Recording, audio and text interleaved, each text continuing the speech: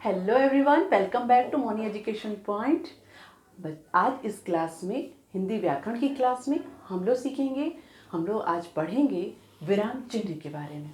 ठीक है, विराम चिन्ह यानी जिसे इंग्लिश में पंक्चुएशन कहते हैं। ठीक है, तो आज हम लोग पढ़ेंगे विराम चिन्ह क्या होते हैं, कैसे और कहाँ इनका प्रयोग किया जाता है और कौन कौन से विराम चिन्ह होते हैं। ठीक है, तो चलिए स्टार्ट करते हैं अपनी क्लास को। तो सबसे पहले जानेंगे हम आज का हमारा टॉपिक क्या है, विराम चिन्ह। ठीक, तो विराम चिन्ह का अर्थ क्या होता है? विराम, विराम का अर्थ होता है रुकना, रुकना या ठहरना। ठीक, जब हम बातचीत करते हैं या तो बीच बीच में ठहराव लाते हैं अपने बातों में, तो वहाँ पे हम कुछ चिन्हों का प्रयोग करते हैं, तो उनको ही हम क्या कहते हैं, विराम चिन्ह कहते हैं। चलिए देखते हैं, जैसे उदाहरण देती हूँ मैं आपको। उदाहरण है, रुको मत जाओ। ठीक, अब मैंने यहाँ पे चिन्ह लगा दिया एक छोटा सा। ठीक, अब दूसरा सेंटेंस लिखा मैंने, रुको मत जाओ। अब मैंने यहाँ पे लगा दिया। अब इन वाक्यों को पढ़ते हैं। ठीक है, क्या है, रुको मत जाओ। देखिए यहाँ पे क्या है, रुको मत जाओ। अब यहाँ पे रुको मत जाओ। तो देखिए कुछ अंतर समझ में आ रहा है, वाक्यों को पढ़िए, पढ़ने पे हमें कुछ अंतर समझ में आया, बिल्कुल समझ में आया। क्या समझ में आया? यहाँ पे कहा जा रहा है रुको, रुको के बाद मैंने अपने शब्दों में ठहराव लाने के लिए चिन्ह लगाया, रुको मत जाओ। मतलब इस वाक्य का मतलब होता है कि रुको जाना नहीं है, राइट। अब यहाँ पे मैंने कहा रुको मत, फिर मैंने चिन्ह लगा दिया, तो यहाँ पे रुक गए, बातों में क्या हुआ, ठहराव लाए, रुको मत जाओ, यानी रुकना नहीं है, जाना है। तो इन जब हम लोग वाक्य लिखते हैं या जब हम बोलते हैं, अपनी बातों को कहते हैं, तो कुछ ठहराव लाते हैं। उन ठहराव को लाने के लिए हम चिन्हों का प्रयोग करते हैं, उन्हीं चिन्हों को हम विराम चिन्ह कहते हैं। या दूसरे अर्थ में कह सकते हैं, जब लिखित रूप में हम जब अपने वाक्यों को लिखते हैं तो कहीं कहीं पर ठहराव की आवश्यकता होती है। उन जगहों पे हम जो चिन्ह प्रयोग करते हैं उनको ही हम विराम चिन्ह कहते हैं। और विराम चिन्ह का, विराम का क्या अर्थ होता है? इनका अर्थ भी यही होता है, रुकना या ठहरना। तो जहाँ पे रुकना या ठहरना होता है वाक्यों में, तो वहाँ पे चिन्हों का प्रयोग किया जाता है। तो चलिए इसकी परिभाषा और कौन कौन से होते हैं विराम चिन्ह, उनको देख लेते हैं। विराम चिन्ह क्या होते हैं? भिन्न भिन्न प्रकार के भावों और विचारों को स्पष्ट करने के लिए जिन चिन्हों का प्रयोग करते हैं उसे ही विराम चिन्ह कहते हैं।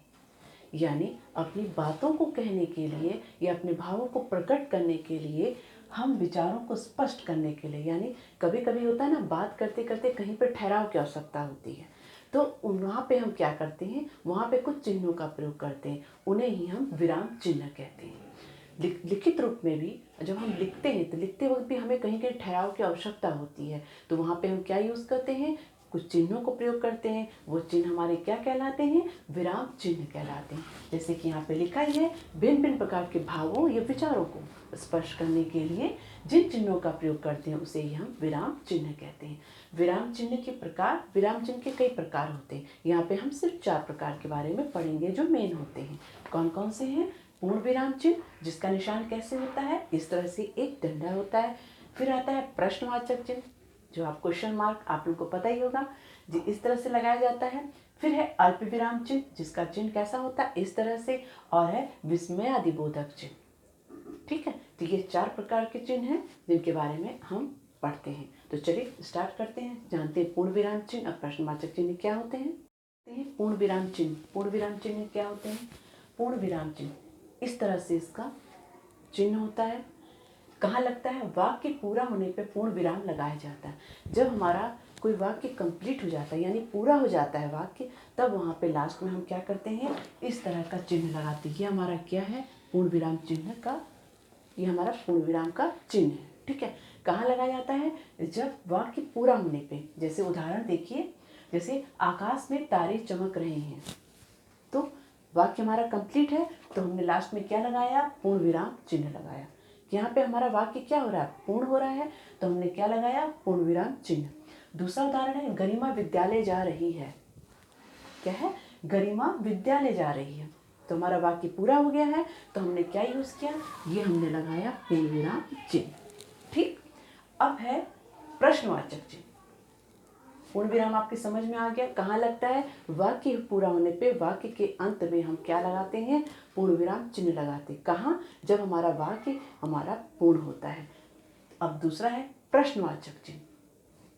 प्रश्न पूछते या लिखते समय वाक्य के अंत में प्रश्नवाचक चिन्ह का प्रयोग किया जाता है। जब हम किसी से प्रश्न पूछते हैं, तो हम प्रश्न पूछ रहे हैं, जब हम किसी से कुछ पूछते हैं तब उस वाक्य के अंत में हम प्रश्न चिन्ह का प्रयोग किया जाता है। तब वहाँ पे हम क्या लगाते हैं, प्रश्न चिन्ह। इस तरह से इसका निशान कैसे होता है, इस तरह से निशान होता है।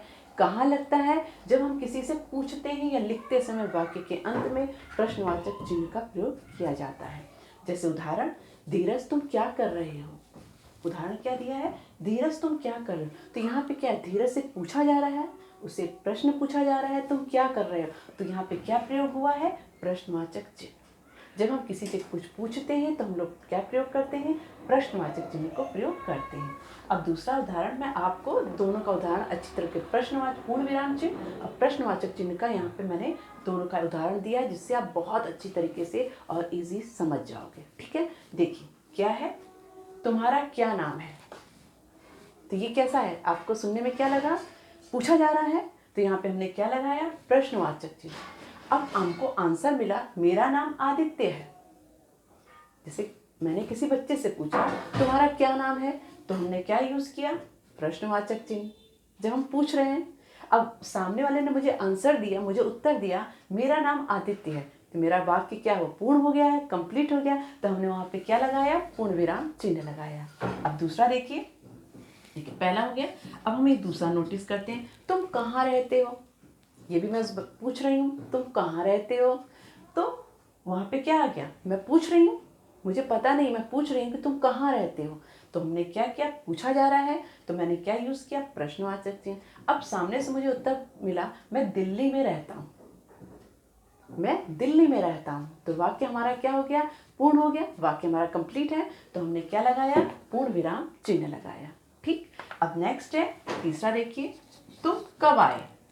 ये भी प्रश्न पूछा जा रहा है, मैं पूछ रही हूँ कि तुम कब आए, तो हमने क्या लगाया, प्रश्नवाचक चिन्ह। अब सामने से मुझे उत्तर मिला, मैं सुबह आया।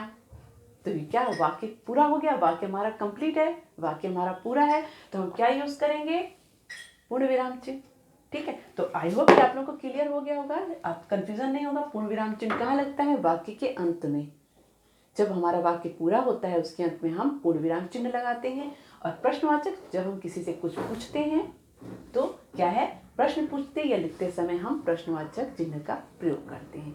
अब हम अल्प विराम और विस्मयादिबोधक चिन्हों के बारे में पढ़ते हैं। अब देखिए क्या है, नेक्स्ट है अल्प विराम। अल्प विराम का कहाँ प्रयोग किया जाता है, इस तरह से इसका चिन्ह होता है। ठीक, बोलते या पढ़ते समय हम जहाँ थोड़ी देर के लिए रुकते हैं, जब हम बोलते हैं या पढ़ते हैं जहाँ पर हम थोड़ी देर के लिए रुकते हैं, वहाँ अल्प विराम लगाते हैं। वहाँ पे क्या लगाते हैं, इस तरह का अल्प विराम लगाते हैं। जैसे उदाहरण देखिए, जतिन बाजार से दूध, ब्रेड, फल और सब्जी लाया। तो हमने क्या लगाया, दूध, ब्रेड हुआ ना। यहाँ पे हमने क्या किया, थोड़ा रुक के बोला, तो वहाँ पे हमने क्या लगाया, अल्प विराम चिन्ह लगाया। ऐसे नहीं बोलेंगे कि जतिन बाजार से दूध, ब्रेड, मक्खन और घी लाया, ऐसे नहीं बोलते। थोड़ा रुकते हैं, बोलते वक्त भी या लिखते समय भी हम थोड़ा सा ठहराव देते हैं। तो जैसे जतिन बाजार से दूध, ब्रेड, फल, मक्खन, घी, कुछ भी, कि जतिन बाजार से दूध, ब्रेड, फल और सब्जी लाया।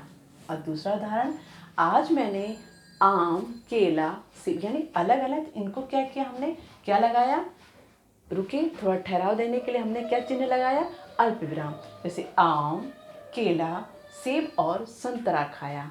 आज मैंने आम, केला, सेब और संतरा खाया। तो यहाँ पे हमने क्या लगाया, ये अल्प विराम लगाया। तो कहाँ पे अल्प विराम लगाते हैं? बोलते या पढ़ते समय हम जहाँ थोड़ी देर के लिए रुकते हैं वहाँ पे अल्प विराम का प्रयोग करते हैं। ठीक, अब नेक्स्ट है हमारा विस्मयादिबोधक। ये कैसे होता है? इस तरह से इसका चिन्ह लगाया जाता है और कहाँ लगता है? हर्ष, खुशी यानी बहुत खुश होते हैं, खुशी में, दुख में, घृणा और आश्चर्य आदि भावों को प्रकट करने वाले वाक्यों में विस्मयादिबोधक का प्रयोग किया जाता है। ऐसे शब्दों में जो हमारे भावों को प्रकट करते हैं वहाँ पे हम विस्मयादिबोधक शब्दों का, विस्मयादिबोधक चिन्हों का प्रयोग करते हैं। जैसे नहीं कहते वाह वो कितना सुंदर है, तो वाह क्या हो गया हमारा? वाह के आगे हम क्या लगाएंगे? इस तरह से, क्योंकि ये हमारे भावों को प्रकट कर रहा है, ये हमारे भावों को प्रकट कर रहा है। तो क्या हमारा इसका क्या है कि भावों को प्रकट करने वाले वाक्यों में तो कौन सा वाक्य प्रकट कर रहा है? वाह, ये हमारी, वाह हमारा क्या है? ये हमारा आश्चर्य को प्रकट कर रहा है। तो वहाँ पे हम क्या लगाएंगे? विस्मयादिबोधक चिन्ह लगाएंगे। और इसका चिन्ह कैसे होता है? इस तरह से डंडा और उसके नीचे बिंदी लगी होती है, इसको कहते हैं विस्मयादिबोधक चिन्ह। अल्प विराम का छोटा सा ऐसे टर्न करके होता है, इसको हम अल्प विराम चिन्ह कहते हैं। तो क्या है? अरे ये क्या है? उदाहरण देखिए, अरे ये क्या ले आए? अरे ये भी क्या हमारे भाव प्रकट करें? अरे ये क्या ले आए? तो वहाँ पे भी हम क्या है कि भावों को प्रकट करने वाले वाक्यों में, तो हमारा भाव प्रकट करने वाला वाक्य कौन सा? अरे, तो उसके वाक्य के बगल में हमने क्या लगाया? विस्मयादिबोधक चिन्ह लगाया। तो हम बन गया अरे ये क्या ले आए। अब कहाँ कहाँ यूज करते हैं? खुशी, दुख, घृणा और आश्चर्य आदि में हम विस्मयादिबोधक चिन्हों का प्रयोग करते हैं। जैसे छी, ये कितना गंदा है, बोलते हैं ना, तो छी के बाद हम क्या लगाएंगे? विस्मयादिबोधक चिन्ह लगाएंगे कि छी कितना गंदा। छी हमारा क्या है? ये भी हमारे मन के भाव है, हम प्रकट कर रहे हैं, तो उसके वाक्यों में हम क्या लगाते हैं? विस्मयादिबोधक चिन्हों का प्रयोग करते हैं। तो आई होप आप लोगों को समझ में आ गया होगा कि अल्प विराम का कहाँ प्रयोग किया जाता है और विस्मयादिबोधक चिन्हों का क्या प्रयोग, कहाँ प्रयोग किया जाता है और कैसे ये चिन्ह होते हैं, इनके निशान कैसे होते हैं। ये क्लियर हो गया कि विराम चिन्ह क्या होते हैं और कहाँ कहाँ इनका प्रयोग किया जाता है और इनके निशान कैसे कैसे होते हैं। तो आज की क्लास को यहाँ ओवर करती हूँ। अगली क्लास में फिर से मिलते हैं एक नए टॉपिक के साथ। तब तक के लिए बाय एंड टेक केयर। अगर आप लोगों ने मेरा वीडियो सब्सक्राइब नहीं किया तो प्लीज़ इसे लाइक एंड सब्सक्राइब जरूर करिएगा। Thank you so much.